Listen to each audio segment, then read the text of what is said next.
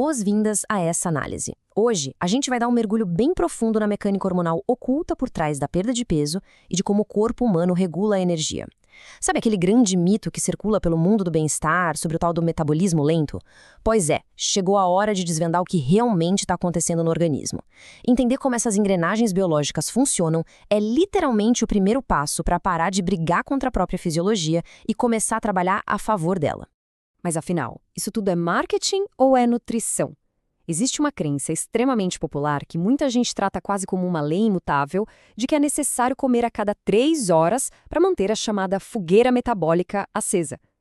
Mas será que isso é ciência pura? Ou quem sabe só uma estratégia de marketing brilhante que acabou se disfarçando de nutrição? Quando a gente vai lá e analisa as bases biológicas reais, a verdade nua e crua é que muitas dessas regras clássicas que foram repetidas por décadas servem muito mais para vender lanchinhos intermediários do que para realmente otimizar o funcionamento do nosso corpo. E isso nos leva à parte 1, o mito do metabolismo lento. Muita gente sente que o próprio metabolismo é, na verdade, mais devagar do que uma fila de banco em dia de pagamento, não é mesmo? E isso ilustra perfeitamente um grande dilema moderno. De um lado, a gente vê aquele esforço imenso de comer como um passarinho, restringindo porções e fazendo tudo o que as capas de revistas dizem que é o certo. Mas do outro lado, vem aquela frustração devastadora de olhar para a balança e ver que o ponteiro simplesmente não se move. Parece que está colado com supercola. É uma batalha diária, exaustiva, quando todo aquele suor e disciplina simplesmente não refletem resultados.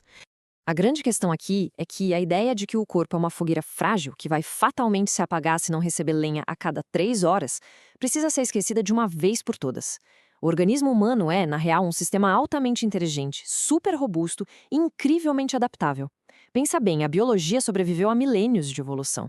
O corpo definitivamente não vai parar de funcionar só porque o fornecimento constante de comida foi interrompido por algumas horinhas. O que nos traz a parte 2, insulina, o sinal verde. Bom, vamos mergulhar de cabeça nisso aqui. É exatamente agora que os hábitos alimentares diários começam a ditar as respostas hormonais. O grande segredo não está só no total de calorias consumidas, mas na forma como a frequência dessas refeições orquestra os hormônios internos. O que realmente importa é o impacto que esse hábito de beliscar o tempo todo causa. A alimentação constante e fracionada mantém a insulina sempre alta, e isso atua como um gigantesco sinal vermelho para a queima de gordura. É literalmente impossível acessar os estoques de energia quando esse sinal vermelho está ligado. Por outro lado, criar janelas de jejum promove estados de insulina baixa, o que é absolutamente essencial para o corpo finalmente conseguir usar aquelas reservas aprisionadas. Isso ilustra brilhantemente o conceito de lipólise. A lipólise é o processo fisiológico em que a célula de gordura finalmente libera a energia que estava ali guardadinha para o corpo usar. Só que para conseguir queimar esse estoque de gordura, é biologicamente obrigatório estar com a insulina baixa. Esse estado funciona como o sinal verde exato para a lipólise acontecer de forma eficiente. Sem essa janela metabólica aberta direitinho, o corpo simplesmente interpreta o ambiente como um sinal de perigo, achando que precisa estocar e poupar energia ao máximo possível em vez de gastar. Mas aí surge uma pergunta super crucial nessa etapa da análise. Quantas pessoas não acabam pulando o café da manhã na esperança de baixar a insulina só para chegar na hora do almoço com uma fome tão extrema, tão visceral, que comeriam até o reboco da parede? Essa é a perigosíssima armadilha da fome compensatória. Um erro drástico e muito, muito comum para quem tenta forçar a biologia antes que o corpo esteja verdadeiramente adaptado ao processo.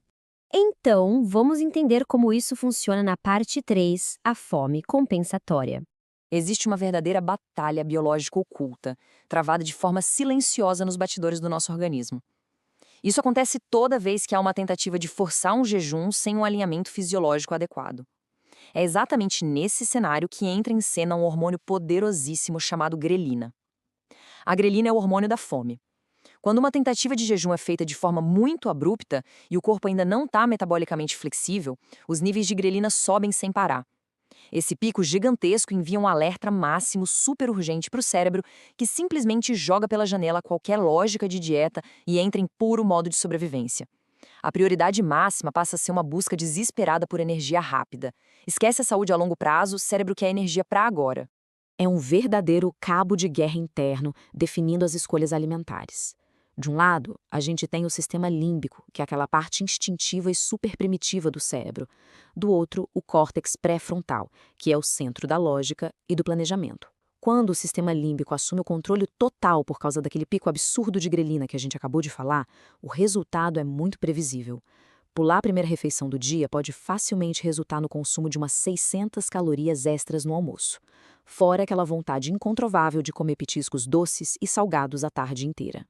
Consequentemente, o balanço calórico no final do dia acaba sendo muito pior do que se uma refeição nutritiva e equilibrada tivesse acontecido logo cedo. E o ponto mais libertador de entender todo esse processo é constatar um fato importantíssimo. Um dia de compulsão depois de pular o café da manhã não é uma falha de caráter moral ou falta de força de vontade. Isso é pura biologia. É simplesmente o corpo agindo em resposta a um estresse fisiológico que não foi bem gerenciado. E para colocar a imensa força da biologia em perspectiva e entender como pequenos detalhes afetam a regulação do corpo inteiro, basta observar bem esse número extraordinário: 46 mil. Esse dado não está aí por acaso. Ele marca um ponto de inflexão essencial para se compreender a precisão e a seriedade do nosso relógio biológico humano. O que é realmente interessante sobre esse número é que ele ancora toda a teoria em dados científicos sólidos e fascinantes. Um estudo massivo conduzido pela Universidade Federal de Uberlândia acompanhou exatamente 46 mil brasileiros. E sabe o que eles revelaram? Um fato surpreendente. Atrasar o horário das refeições em apenas uma horinha está diretamente ligado ao aumento de peso. É a prova incontestável de que o relógio biológico simplesmente não perdoa desajustes temporais constantes. E é por isso que chegamos à parte 4, o Guia de Calibração Metabólica.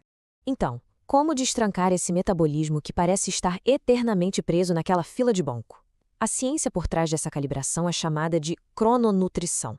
Essa área de estudo revela de forma bem clara que a sensibilidade do corpo à insulina não é uma linha reta ao longo do dia, não.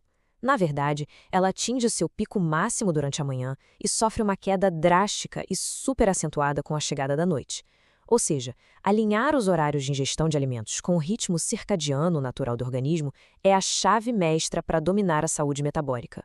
Para transformar toda essa teoria científica em resultados práticos, existe um conceito bem interessante chamado teste de 14 dias. E olha, é vital entender que isso não é mais um daqueles protocolos de dieta restritiva, cheio de punições ou focado em contagem obsessiva de calorias.